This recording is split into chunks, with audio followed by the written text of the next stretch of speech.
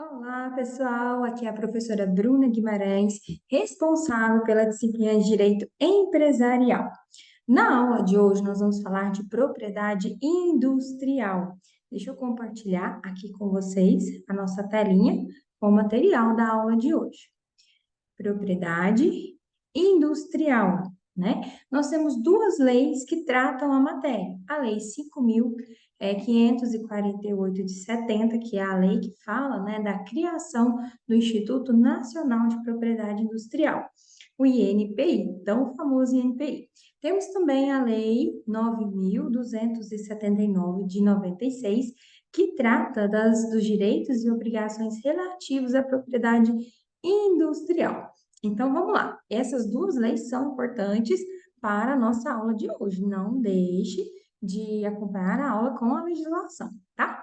Bom, propriedade industrial. Qual é o assunto que nós vamos tratar aqui na propriedade industrial? Nós vamos estudar tanto as marcas quanto as patentes. Vamos começar pelas patentes, né? Primeiro, vamos ver um pouquinho aqui sobre o Instituto Nacional de Propriedade Industrial, o INPI. Pessoal, como eu coloquei aí na telinha para vocês, o INPI, ele é uma autarquia federal vinculada ao Ministério de Desenvolvimento, Indústria e Comércio Exterior. Ele é responsável pela concessão dos direitos de propriedade industrial, privilégios e garantias aos inventores e criadores no território nacional. É o que está aqui, né, na nossa legislação, né? E é importante a gente acompanhar a legislação sempre atualizada, porque, olha, mexe e vira, nós temos aqui, né, umas alterações. Então, se o seu VADMEC está desatualizado, né, dá uma olhadinha no site do próprio Planalto para acompanhar com a lei atualizada.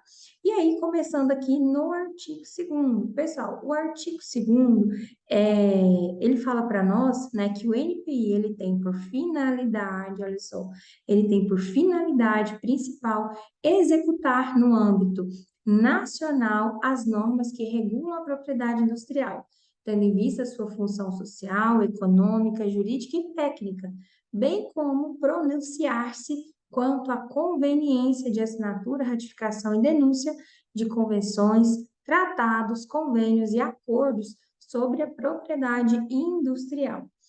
As decisões administrativas, vamos voltar aqui para o nosso material. As decisões administrativas do INPI, elas podem sempre ser revistas pelo Poder Judiciário, em atendimento, deixa eu baixar aqui, em atendimento ao que dispõe a Constituição Federal, lá no artigo 5º, inciso 35, né? Em atendimento ali à inafastabilidade do controle judicial dos atos do poder público. É o que está na Constituição Federal, que a lei não vai excluir da apreciação do Poder Judiciário lesão ou ameaça a direito. No que concerne às ações intentadas contra o INPI, a competência é da Justiça Federal, porque ele é uma autarquia federal, né? Então, as ações intentadas contra o INPI, a competência de tramitação é da Justiça Federal e devem ser ajuizadas na seção judiciária do Rio de Janeiro, local da sede do Instituto. É muito importante quem vai fazer a prova da OAB, se cair uma questão, né, ou até mesmo uma peça prática que fala sobre alguma demanda contra o INPI, olha só, competência da Justiça Federal. Contudo, né, como no direito sempre tem exceção, né, quando houver ali pluralidade de réus, segundo o entendimento do STJ, do Superior Tribunal de Justiça, as ações elas podem ser ajuizadas tanto na justiça, tanto na seção judiciária do Rio de Janeiro, quanto no foro de domicílio do outro réu, ok? E vamos agora falar, né, dos objetos das patentes.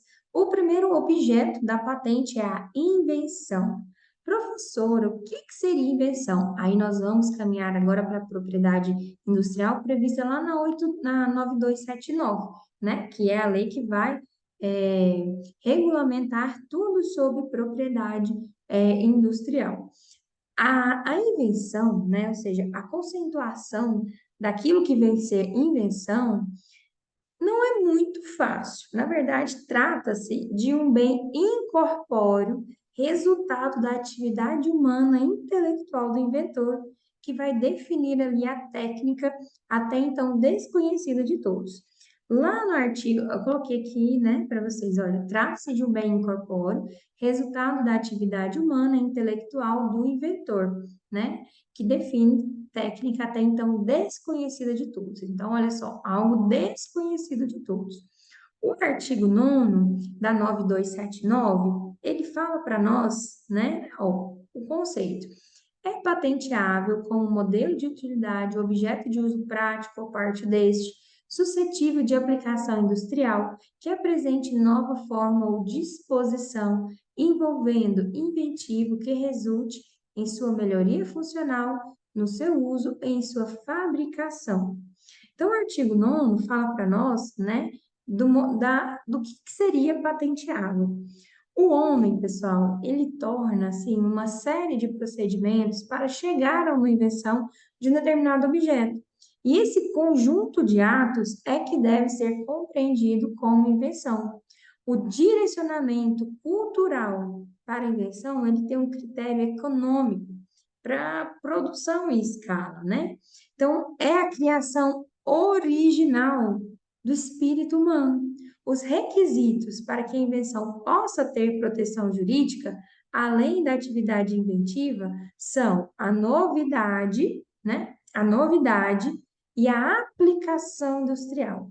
A patente, ela vai se dar, né, no Instituto Nacional de Propriedade Intelectual, lá no INPI, e ela vai se fazer por meio ali de um depósito. Então, ó, coloquei aqui para vocês, né? Ela é compreendida, né? A invenção, ela é compreendida pela criação do ser humano, enquanto mera descoberta não tem proteção, ok? Por exemplo, imagine o descobrimento ali de uma planta medicinal. Esse descobrimento de uma planta medicinal não confere ao descobridor uma proteção, porque ele não desempenhou nenhum procedimento para sua criação, o que envolve ali, né, um processo natural. Em contrapartida, com a planta, né, e uma série de outros procedimentos, o homem pode inventar uma droga para a cura de uma determinada doença. Então, o que eu vou patentear aqui é o procedimento e não a planta, tá? A novidade, ela vem de fato, né, do fato de determinado produto não ser conhecido no estado de técnica. Então, é importante a gente salientar que a nossa lei é no sentido da divulgação ocorrida ali nos 12 meses precedentes à data do depósito ou da prioridade do pedido de patente, se promovida ali por inventor, pelo NPI ou por terceiros. E a concessão da patente, ela é desautorizada para situações contrárias à moral, aos costumes e à segurança, à ordem e à saúde pública. Então, cuida-se, na verdade, de proteção de bens considerados superiores a quaisquer outros interesses privados dentro do ordenamento nacional e internacional. Então, em conclusão a esse raciocínio, né, eu coloquei para vocês, atendidos os requisitos básicos daquilo que se considera invenção, segundo a originalidade, a novidade, atividade inventiva, aplicação industrial e licitude, né, com o devido afastamento das proibições e o atendimento ao pagamento da retribuição devida ao NPI, né, as despesas, a patente será concedida para conferir proteção à invenção e a modelos de utilidade. Até coloquei uma tabelinha aqui para vocês verem, ó. Requisitos da patente. Qual que é o primeiro requisito? A novidade. Então, na telinha para vocês, né? O bem, ele não é conhecido, né, no estado da técnica. Não é conhecido no estado da técnica. A atividade inventiva, ela é relacionada aos procedimentos e a aplicação industrial, ela é relacionada à fabricação. Ok, vimos aqui as principais características da patente. Agora vamos ver o que seria aqui o modelo de utilidade. Olha só o conceito na telinha para vocês. É a melhoria introduzida na forma de objetos conhecidos, ó, a melhoria na forma de objetos já conhecidos, a fim de aumentar sua utilidade. Por isso que a gente fala modelo de utilidade. Então, não se trata de uma invenção, mas sim de um acréscimo na utilidade. Então, podemos dizer que uma novidade é uma novidade parcial, né? Que é ali agregada. A patente é o único instrumento de prova admissível pelo direito para a demonstração de concessão do direito de exploração exclusiva de uma invenção ou de um modelo de utilidade. Então, olha o tanto que é importante. E para que a patente ela possa ser concedida, a gente deve determinar, né, alguns requisitos. Olha, novidade, aplicação industrial e a atividade inventiva. Vamos falar um pouquinho sobre cada um deles. Começando aqui sobre a novidade. O que a gente pensa aqui com novidade? Primeiro, é necessário que a criação ela seja desconhecida pela comunidade. Uma invenção, né, e um modelo de utilidade, eles são considerados novos quando não são compreendidos no estado da técnica, tá? O estado da técnica, ele constitui, deixa eu até anotar isso aqui para vocês, né? Coloca isso daí no caderno que é importante. A professora apanha um pouquinho aqui, mas a gente coloca, né? Então, não, né? Pode estar, né? Vou colocar assim, não pode ser compreendido no estado da técnica. Anota isso daí que é importante. Não pode ser compreendido no estado da técnica. O que significa, professor, esse estado da técnica? O estado da técnica, ele constitui tudo aquilo que se torna acessível ao público antes da data do depósito da patente. Então, uma invenção, ela é compreendida no estado da técnica, significa que ela já era de domínio público. Então, ela não pode ser patenteada, né? Se determinada pessoa inventou algo, né, sempre utilizável na indústria, e a invenção caiu em domínio público, o inventor ele não vai ter mais direito à proteção jurídica de seu invento, porque falta o requisito da novidade, tá? A letra B fala para nós da aplicação industrial. Poderá ser patenteada somente a criação suscetível de aproveitamento industrial. Então, por exemplo, uma invenção de uma máquina inútil ou que dependa de um combustível inexistente para funcionar, ela não pode ser, né, privilegiada aqui pela nossa legislação. Então, ela não vai ser patenteada, tá? E por fim, né, aqui na letrinha D, nós temos a atividade inventiva. Então, a invenção e o modelo de utilidade, eles são dotados de atividade inventiva sempre, né, que para um técnico no assunto, eles não decorram, obviamente e evidentemente, do estado da técnica. E não havendo nenhuma atividade inventiva, nós estamos diante ali de uma mera descoberta, né, que não vai ser patenteado, ok? Então, até deixa eu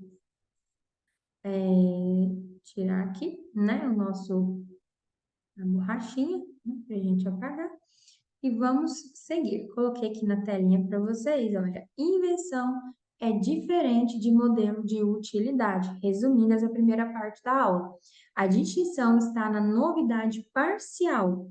Para os modelos de utilidade, né, uma mini invenção que se estabelece em mera melhoria funcional. Então, é patenteável como modelo de utilidade o objeto de uso prático ou parte deste suscetível de aplicação industrial que apresente nova forma ou disposição envolvendo o ato inventivo que resulte em melhoria funcional no seu uso ou em sua fabricação. A nossa legislação, olha, vai falar para nós, né? Tudo isso que a gente comentou, tá? Então, quais que são os direitos, quais são as proteções, tá vendo? Olha, concessão de patente de invenção de modelo de utilidade, desenho industrial, marca, né? indicações geográficas e repressão à concorrência desleal. A nossa aula de hoje, ela vai focar nessas duas aqui, nessas duas primeiras, nas patentes e de invenção e modelo de utilidade, e nas marcas. Mas tudo isso que a gente está estudando também vai se aplicar ao desenho industrial e às indicações geográficas, ok? Bom, tá vendo? Então, as patentes, né? E aí vai falar para nós agora da titularidade, que daqui a pouco a gente vai abranger. Ó, então, vamos lá. Seguindo, né? Então, a patente, ela confere ali ao seu titular o direito de impedir que um terceiro, sem o seu consentimento, utilize ali de qualquer forma a invenção ou modelo de utilidade. Caso o titular ali de uma patente, ele opte por autorizar terceiros a utilizarem sua criação, ele pode fazer por meio de um contrato de licença de exploração, contrato de licença de exploração, que deverá ser averbado lá no Instituto Nacional de Propriedade Industrial. Uma curiosidade, por exemplo, é na questão das franquias, né? As franquias, elas vão se utilizar ali de uma marca, e para que esse contrato tenha validade perante terceiros, olha, vai ter que ter um contrato de licença também, ok? Então, os direitos de exploração da patente são compulsoriamente licenciados a terceiros, basicamente quando? Quando o titular exerce os direitos dela decorrentes de forma abusiva ou pratica atos que configurem ali abuso de poder econômico. E, letra B, pela não disponibilização da invenção ou do modelo de utilidade diante das necessidades do mercado, ok? E como que se dá o procedimento do pedido de patente? O procedimento do pedido de patente. Então, a gente fala um pouquinho sobre esse pedido, né? Tanto do pedido quanto da legitimidade. Gente, vai anotando aí o que vocês acharem importante, né? O pedido de proteção de direitos ali de propriedade industrial por meio das patentes vai se dar, obviamente, a gente falou, lá no INPI, pelo autor, primeiramente pelo autor da invenção do modelo de utilidade, mas também pode ser ali pelos herdeiros, os sucessores do autor, pelo cessionário ou por aquele que a lei ou o contrato de trabalho ou até mesmo de prestação de serviço, como é o caso de nós advogados, determinar que pertença a titularidade, tá vendo? Então, o artigo 6º vai falar para nós essa titularidade, né? Em se tratando de invenção ou de modelo de utilidade realizado conjuntamente por duas ou mais pessoas, tá? Aqui no parágrafo 3º, ó, parágrafo 3º, né? A patente, ela pode ser requerida por todas ou qualquer delas, mediante ali a nomeação e a qualificação das demais para ressalva dos respectivos direitos. No caso de invenção ou de modelo de utilidade realizado por dois ou mais autores, está aqui no artigo 7º, de forma independente, olha, o direito de obter, né, o direito de obter patente será assegurado àquele que provar o depósito mais antigo, independentemente das datas de invenção ou criação. Então, olha como que é importante. A gente escuta muitos casos assim, né? Tem muitas situações polêmicas, né? Da Microsoft, do Facebook, do McDonald's, tudo isso, né? Por conta disso daqui, ó. Quem foi que fez o depósito primeiro? Nem sempre, olha, independentemente das datas da invenção ou da criação. Então, a lei resguarda o depósito, ok? Então, a invenção ou modelo de utilidade realizado por empregado ou prestador de serviço, né, pertencem exclusivamente ao empregador quando decorrem do contrato de trabalho. No caso, nós advogados, nós podemos ser contratados para fazer esse registro, mas a invenção, né, nem o modelo de utilidade não pertence a nós, pertence a quem está nos contratando, né? Então, tanto, né, que tenha por objeto ali pesquisa ou atividade inventiva, ou que resulte ali da natureza dos serviços para com os quais os empregados ou contratados, né, porque a retribuição pelo trabalho limita-se ali no salário ajustado, incluindo nesse contrato de trabalho a invenção, modelo de utilidade, cuja patente seja requerida pelo empregado até um ano após, né, a extinção do vínculo empregatício, ok? Então, primeiramente, a gente fala dessa legitimidade, dessa titularidade. E nada impede, né, que o empregador, ele até conceda ali ao empregado, autor do invento ou do aperfeiçoamento, participação ali nos ganhos econômicos resultantes ali da exploração da patente, mediante uma negociação com o interessado ou conforme disposto ali em norma da empresa, não se incorporando a qualquer título ali o salário do empregado. Então, imagine uma situação em que uma empresa, ela contrata pessoas para, né, desenvolver um determinado produto. Ele pode até fornecer ali, né, valores, porcentagens, mas em tese a sua remuneração já é incorporada no salário, ok? Agora, de outra parte, né, vai pertencer exclusivamente ao empregado a invenção ou modelo de utilidade por ele desenvolvido, desde que desvinculado do contrato de trabalho, e não decorrente ali da utilização dos recursos, dos meios, dos dados, dos materiais, das instalações ou qualquer equipamento do empregador. Ainda, pessoal, a propriedade de invenção ou de modelo de utilidade, ela vai ser sempre da titularidade comum quando resultar ali da contribuição pessoal do empregado e de recursos, né? Então, se ele parte, né, de uma titularidade comum, né? Então, o próprio empregado, ele está fazendo ali sua contribuição pessoal, ele está empregando dados, meios, materiais, instalações ou equipamentos, né? Tudo isso. Então, pode se enquadrar numa titularidade comum quando resultar da contribuição pessoal do empregado e de recursos, né? Então, é como se fosse uma parceria, né? A exploração do objeto da patente na falta de acordo, ela deverá ser iniciada pelo empregador dentro do prazo de 1 ano, contado da data de sua concessão, sob pena de passar à exclusiva propriedade do empregado a titularidade da patente, salvo, né, se for por razões legítimas. E por fim, nessa parte aqui da legitimidade, da titularidade, no caso de cessão, qualquer dos cotitulares, em igualdade de condições, poderá exercer o direito de preferência, ok?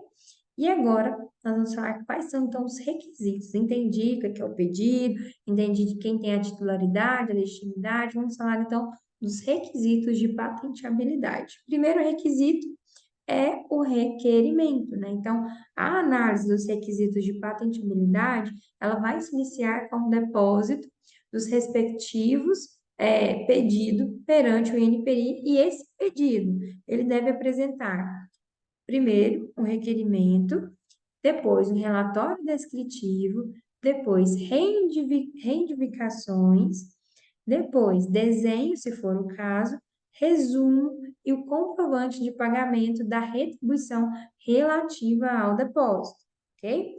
Então, logo na apresentação do pedido, vai ser feito ali um exame preliminar e, se devidamente instruído, será protocolizado, considerando-se como data de depósito ali a sua apresentação.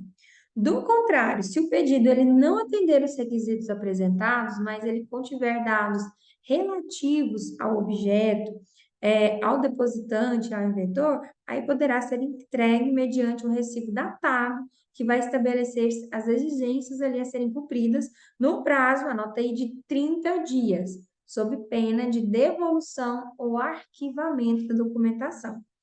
Aí, incumpridas as exigências, o depósito ele vai ser considerado como efetuado na data do recibo. E estando, né, o pedido devidamente formalizado, a próxima etapa vai ser analisar as suas condições. Então, deixa eu colocar aqui para vocês, né? Vamos anotando aqui. Então, primeiro passo, Primeiro, nós temos o pedido. Pedido. Depois, professora, nós temos, né, uma análise das condições. Análise das condições. Então, vamos lá. O pedido de patente, né, de invenção, ele terá de se referir sempre a uma única invenção ou a um grupo de invenções, quando elas forem interrelacionadas de maneira a compreenderem um único conceito inventivo. E, nesse mesmo sentido, né, o pedido de patente de modelo de utilidade, ele terá de se referir a um único modelo principal, que poderá incluir ali uma pluralidade de elementos distintos, mas desde que mantida a unidade técnico-funcional e corporal do objeto. O relatório, ele deverá conter uma apresentação descritiva, né, clara e suficiente do objeto, possibilitando ali sua realização por técnico no assunto e indicar, quando for necessário, a melhor forma de execução. E nessa questão aqui do relatório, há uma clara preocupação em identificar a aplicação industrial, né, que é o requisito de patenteabilidade. Então, nessa análise das condições, a gente vai verificar se de fato, né, isso tem aplicabilidade, a realização prática do objeto do pedido. E no caso de ser impossível ou inviável uma apresentação descritiva clara e suficiente, o relatório ele será suplementado por depósito do material em instituição autorizada pelo NPI ou indicada em acordo internacional. Se acontecer reivindicações, essas deverão ser fundamentadas no relatório descritivo, caracterizando ali as particularidades do pedido e definindo, né, de modo claro e preciso a matéria objeto da proteção. Então, a patente era minha, eu estou reivindicando ela, né? E é possível que o pedido de patente seja dividido em 2 ou mais pedidos também, né? Mediante ali ofício ou requerimento ali do próprio depositante, até o final da análise das condições, mas desde que o pedido dividido faça ali referência específica ao pedido original e não exceda a matéria revelada ali no pedido original. O requerimento de divisão que não atender essas condições, ele vai ser arquivado, ok? E falando em pedidos divididos, eles terão a data de depósito do pedido original e o benefício de prioridade original também, se for o caso. Cada pedido dividido, ele vai estar sujeito ao pagamento das retribuições correspondentes. E o pedido de patente retirado ou abandonado vai ser obrigatoriamente publicado, né? O pedido de retirada, ele deverá ser apresentado em até 16 meses contados da data do depósito ou da prioridade mais antiga. Isso tudo está na legislação, tá? Só fazer uma leitura da lei que vocês vão acompanhando esses artigos, tá bom? Só estou, assim, falando de uma forma mais sintetizada, né? E a gente está falando da retirada, né? A retirada de um depósito anterior ali, sem a produção de qualquer efeito, dará prioridade ao depósito imediatamente posterior, evitando, assim, depósitos de patentes sucessivos com o intuito ali de prorrogar o período de proteção. E aí, né, tendo todos esses requisitos aqui do pedido, a gente passa para a segunda fase, que é a análise das condições do pedido, né? Análise do pedido, até das condições, até colocar aqui do pedido. Deixa eu aumentar, né? O pedido. Então, o NPI ele vai guardar o pedido em sigilo pelo prazo de 18 meses. 18 meses. Por isso que é um processo moroso, demorado, né? Por conta dessa necessidade de verificar todos os requisitos, de reivindicações e etc. Então, o INP ele vai guardar ali o pedido em sigilo pelo prazo de 18 meses, ocorrendo ali a publicação após esse prazo. E a gente precisa fazer uma ressalva quanto à patente de interesse de defesa nacional, né? Na qual o pedido será processado sempre em caráter sigiloso e não vai estar sujeito às publicações, devendo ali o Poder Executivo, no prazo de 60 dias, manifestar sobre o caráter sigiloso, o que, né, não fazendo nesse caso, vai ser processado regularmente. Tem também uma outra situação das patentes verdes, em que elas têm, né, uma benesse de tramitação mais rápida, por conta da sua função social, né? A sua função socioambiental, ok? Bom, aí passado isso, né, a gente vem para a publicação, né? Então, a publicação, ela, do pedido no INPI, ela poderá ser antecipada por requerimento do depositante que não precise do tempo de sigilo para organizar-se melhor no desenvolvimento de sua criação, né? E essa publicação, deixa eu ver se eu coloquei isso aqui para vocês. Deixa eu ver aqui. Ops. Aí eu tenho que... Ó, aqui, né? Ó, a proteção conferida, né, pela patente tem caráter temporário.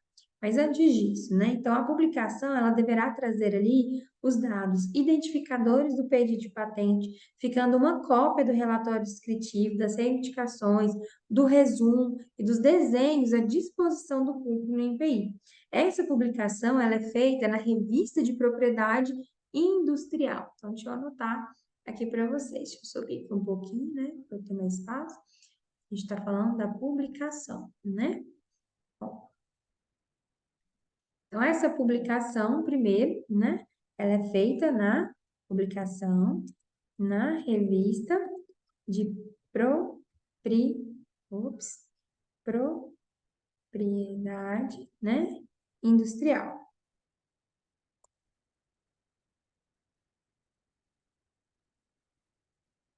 Revista na revista de propriedade industrial, né? Que é a publicação oficial do Instituto Nacional de Propriedade Industrial, INPI. Então, notem que a partir da publicação, todas as pessoas podem ter acesso ao invento e a todos os detalhes da sua criação. Isso porque alguns empresários, eles preferem explorar ali o seu invento em segredo de empresa, sobre o risco ali de outra empresa chegar ali no mesmo evento e requerer a proteção posteriormente, sendo que a proteção ela é assegurada àquele que primeiro requerê-la, né? E mesmo com a publicação do evento junto ali ao INPI, as pessoas elas continuam tendo acesso a ele por isso. Então, cabe ao empresário que busca a proteção do seu evento diligenciar-se no sentido de fiscalizar o seu uso indevido por terceiros, assim como requerer, né, as medidas judiciais cabíveis para tanto. Enfim, aí depois de publicado o pedido de patente e até o final ali do exame, será facultada ali a apresentação pelos interessados de documentos e informações para subsidiarem o exame. Então, depois a gente parte, né, quarto pontinho aqui, para o exame. Deixa eu baixar aqui, assim, né? Vai ficar melhor. Então, o exame, ele não vai ser iniciado antes decorridos 60 dias da publicação. Então, 60 dias, né, após a publicação, ok? Então, do item 3, né, para o 4, tem que decorrer pelo menos 60 dias ali da publicação, ok? O exame do pedido de patente, então, ele deverá ser requerido pelo depositante ou qualquer interessado, como a gente já viu, no prazo de 36 meses contados da data do depósito. Então, 60 dias após a publicação e, né, 36 meses contados da data do depósito. Da data do depósito, né? Bom, sob pena ali de arquivamento do pedido. Esse requerimento ele se faz necessário por conta da velocidade tecnológica que torna os inventos obsoletos, né, em curto prazo. Então, o INPI ele somente vai analisar o pedido de patente que realmente continua sendo interessante ao inventor. De outra parte, né, o pedido de patente ele poderá ser desarquivado se o depositante assim o requerer, dentro de 60 dias contados do arquivamento. Vou colocar essa observação aqui. Observação. Se acontecer o arquivamento, a gente pode desarquivar, né, no prazo de 60 dias, ok? Bom, e aí, né, mediante ali um pagamento, né, de uma retribuição específica, sob pena de arquivamento definitivo. E aí, uma vez requerido o exame, deverão ser apresentados ali no prazo de 60 dias, sempre que solicitado, as objeções. Aí a gente vai para nesse exame, né? As objeções, documentos necessários, então mais 60 dias, né? 60 dias que nós vamos ter, ó, objeções, né? Objeções. Nós vamos ter documentos necessários. Essa parte, né, não está no material, documentos necessários, é para vocês anotarem no caderno, que ela é importante, eu quero que vocês anotem, né? Documentos necessários, traduções, né? Traduções, enfim, né? E aí, desse exame vai ser elaborado o relatório, né? É, o relatório e o parecer, né? Que vai falar, né, se vai patentear, que vai falar se precisa de adaptação, ou se precisa de reformular o pedido, ou se precisa de mais exigências técnicas, né? Se o parecer entender, né, pela não patenteabilidade ou pelo não enquadramento do pedido na natureza reivindicada, ou formular qualquer exigência, o depositante ele tem um prazo, vou colocar aqui, ó. Se não, né? Aí nós temos um prazo de 90 dias para reavaliar, né? Então, se 90 dias para a gente manifestar.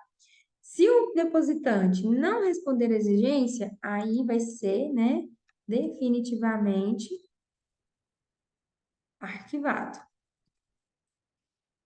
Agora, se o depositante responder à exigência, ainda que ela não seja cumprida ou contestada a sua formulação, e havendo ou não manifestação sobre a patentabilidade ou enquadramento, aí a gente dá prosseguimento ao exame. Fim do exame, né? Fim do exame será proferida a decisão. Então, aqui a gente tem a decisão, né? Do INPI deferindo ou indeferindo o pedido de patente. Dessa decisão não cabe recurso, então, é uma decisão vou colocar aqui, ó, sem recurso. Ficar mais claro para vocês, né? Que ela é irrecorrível, né? Então, não cabe recurso, mas o terceiro, ele poderá requerer ali a nulidade administrativa da patente, assim como o autor poderá acionar o Poder Judiciário. Então, sem recurso, né, administrativamente, para o depositante, agora o terceiro até que ainda pode. E sendo o pedido de patente deferido, e paga ali a retribuição correspondente, vai ser concedida a patente e expedida a carta patente. Então, aí sim a gente vai chegar na carta patente, né? Está lá no artigo 32 da LPI, né? 38. Depois eu vou deixar vocês darem um print aqui, né? Porque esse esqueminha aqui é importantíssimo. Vamos lá. Ops, foi muito, professora, calma. Porque a letra tá grande, né, para ficar melhor para vocês. Ó, aqui, ó. A patente será concedida depois de deferido o pedido e comprovado, né, o pagamento da retribuição correspondente, expedido sua respectiva carta patente, né? Então, o pagamento da retribuição, né, e a respectiva comprovação ali deve ser feita aqui, ó, no prazo, né, 60 dias, contados do deferimento. A retribuição prevista nesse artigo poderá ainda ser paga e comprovada também no prazo de 30 dias após o prazo previsto no parágrafo anterior, independente de notificação, mediante pagamento de retribuição específica, sob pena de arquivamento definitivo do pedido. Reputa-se concedida a patente na data de publicação do respectivo ato, né?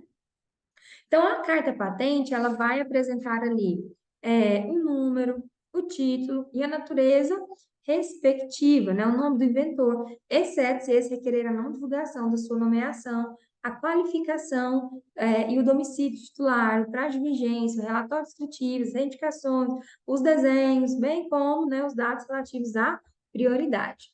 Antes disso, a gente continuar aqui, deixa eu só colocar aqui um fundo branco, ó, para vocês printarem isso daí, isso aqui é importante, né?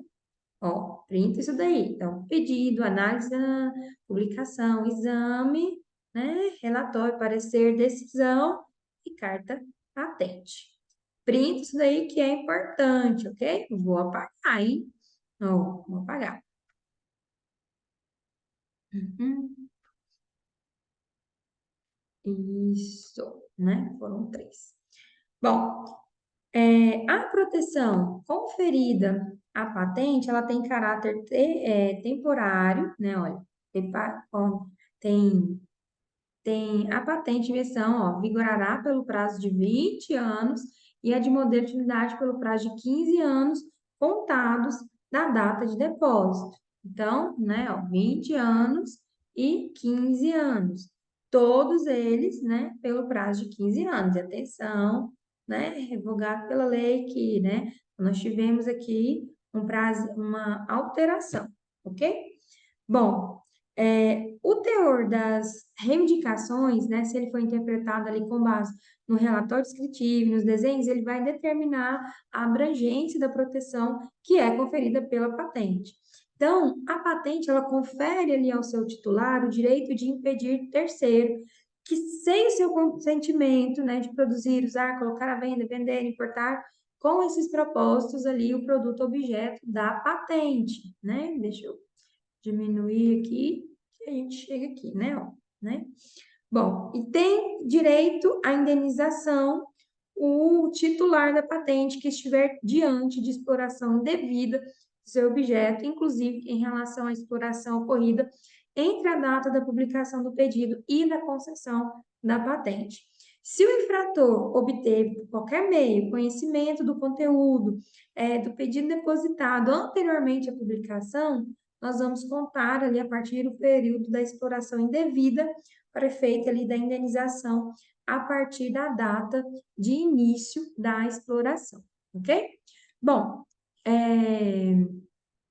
pessoal, o artigo 43, ele vai estabelecer ali os casos em que é permitida a exploração do objeto patenteado, né? Então, vai falar para nós quais são, né, as situações em que é permitido ali o objeto patenteado. E com isso a gente termina a primeira parte da nossa aula de propriedade industrial, falando sobre as patentes.